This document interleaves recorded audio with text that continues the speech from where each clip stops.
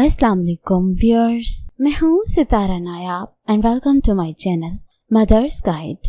आज की वीडियो एक ऐसे टॉपिक के ऊपर है जो कि बहुत सी औरतों के दिमाग में तो होता है, लेकिन वो अपनी शर्म और लिहाज की वजह से पूछ नहीं पाती और इसके बारे में इंफॉर्मेशन उनको नहीं होती। सवाल ये है कि आदमी के कितने स्पर्म्स एक्टिव होने चाहिए आपको प्रेग्नेंट होने के लिए। तो इसके लिए जरूरी होता है कि आदमी का जो सेमन है उसका एनालिसिस किया जाए। सेमन ऐसा वाटरी मटेरियल होता है जिसके अंदर स्पर्म्स मौजूद होते हैं। इसका मुआयना लेबोरेटरी में किया जाता है, जिसमें ये एनालिसिस किया जाता है कि कितने % स्पर्म्स एक्टिव हैं, कितने डेड हैं, कितने फास्ट मूविंग हैं और कितनों की शेप ठीक है और कितनों की खराब है। तो ये डिफरेंट चीजें चेक की जाती हैं उस टेस्ट में। टेस्ट कैसे होता है, कब होता है, क्या होता है, सब कुछ इस वीडियो में हम बताएंगे। अगर आपको कुछ अरसा हो गया है शादी को और आप प्रेग्नेंट नहीं हुई तो आपने अपनी बीवी के टेस्ट करवाए होंगे। अगर आपकी बीवी के टेस्ट क्लियर हैं तो इसका मतलब है कि आपको भी टेस्ट करवाने की जरूरत है। फिर जब आप टेस्ट करवाते हैं तो उसमें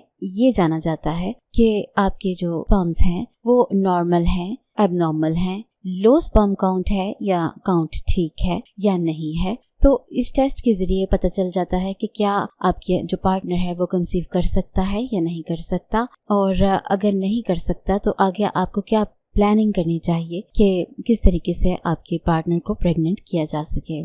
लोग ये भी पूछते हैं कि ये टेस्ट करवाना ज़रूरी क्यों होता है। ज़रूरी इसलिए होता है कि अगर तो आपका कोई प्रॉब्लम है आपके स्पर्म्स के काउंट में या उसकी शेप में, तो उसके लिए मेडिसिन वगैरह अवेलेबल होती हैं, उसके ज़रिए इसको ठीक किया जा सकता है। और इसके अलावा अगर आपका एक प्रोसेस हुआ हो जिसे वेजेक्टमी कहा जाता है, तो उसमें ऐसा होता है कि जब आप इजैकुलेट करते हैं तो स्पर्म सेपरेट हो जाते हैं और सेमन सेपरेट हो जाता है, तो इस तरह प्रेगनेंसी नहीं हो पाती। इसलिए ये चेक करना जरूरी होता है कि अगर आपका वेजेक्टमी हुई है तो क्या वो सक्सेसफुल हुई है या नहीं हुई, और इस तरह की कोई और प्रॉब्लम तो मौजूद नहीं। इस तरह की चीजें सिवाय टेस्ट की नहीं जानी जा सकती। इसके अलावा भी कुछ टेस्ट डॉक्टर आपको रेकमेंड कर सकते हैं, जिसमें आपका फिजिकल मुआयना शामिल होता है, आपसे कंप्लीट हिस्ट्री ली जाती है। इसके अलावा आपके कुछ जेनेटिक टेस्ट होते हैं और आपके एंडोक्राइन ग्लैंड का टेस्ट लिया जा सकता है। टेस्ट के रिजल्ट्स क्या होते हैं ये डिपेंड करते हैं आपकी उम्र के ऊपर, आपके जेंडर के ऊपर, आपकी हेल्थ हिस्ट्री के ऊपर और दूसरी चीज़ों के ऊपर। आपके टेस्ट के रिजल्ट लैब के ऊपर भी डिपेंड करते हैं कि कौन सी लैब आपने चुनी है। इसलिए ऑथेंटिक लैब को यूज़ किया करें ताकि आपके रिजल्ट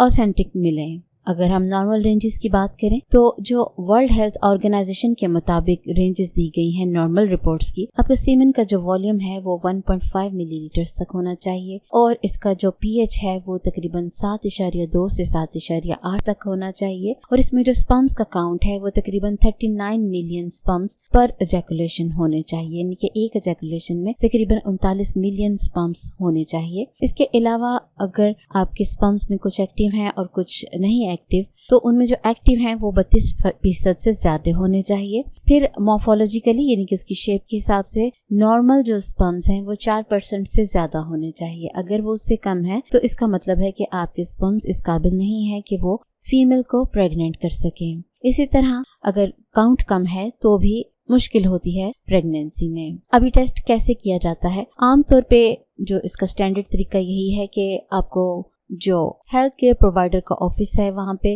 प्राइवेट रूम दिया जाता है, जिसमें आपको एक कंटेनर दिया जाता है जो कि स्टीराइल किया होता है।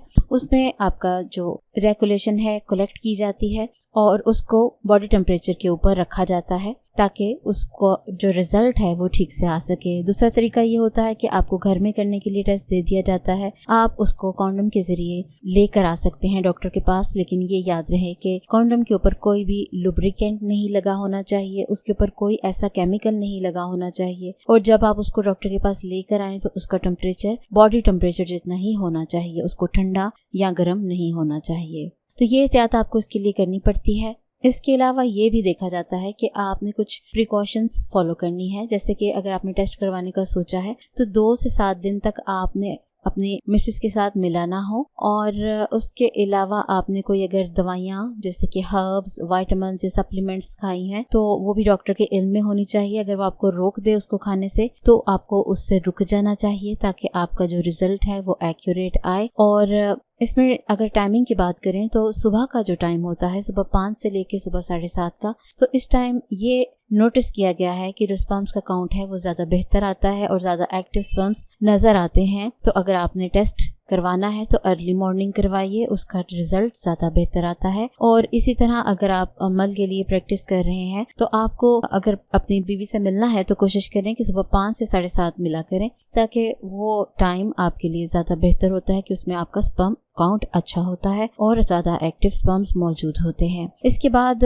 ये कि तकरीबन 11 मिलियन स्पर्म्स चाहिए होते हैं आपके फीमेल के वेजाना तक पहुंचने के लिए। अगर इससे कम हो तो चांसेस कम हो जाते हैं प्रेगनेंसी के। अगर 11 मिलियन हो तो उसमें से वैसे तो सिर्फ एक स्पर्म ही होता है जो जाके एग को फर्टिलाइज करता है, लेकिन एक जो अमाउंट बताई गई है वो 11 मिलियन होती है। फिर एक सवाल पूछा जाता है कि अगर आपका मवाद ज़्यादा पतला है तो क्या प्रेगनेंसी हो जाती है? तो उसके लिए ये आपको बताते चलें कि जो इसका मटेरियल है वो ज़्यादा थिक स्पर्म काउंट की वजह से होता है। वो जितना ज़्यादा स्पर्म्स होंगे उतना ज़्यादा मटेरियल थिक होगा। अगर मटेरियल पतला है तो इसका मतलब है कि इसमें स्पर्म्स का काउंट कम है। स्पर्म का काउंट कम होने का मतलब ये बिल्कुल भी नहीं होता कि आप प्रेग्नेंट नहीं हो सकती या आदमी फर्टाइल नहीं है। वो फर्टाइल तो है लेकिन उसमें स्पर्म काउंट कम है। उसके लिए मेडिसिन और कुछ लाइफस्टाइल प्रैक्टिसेस दी जाती हैं जिससे ये ठीक हो जाता है। उम्मीद है कि आपको सवाल क्लियर हो गया होगा कि कितने % आपके लिए एक्टिव स्पर्म्स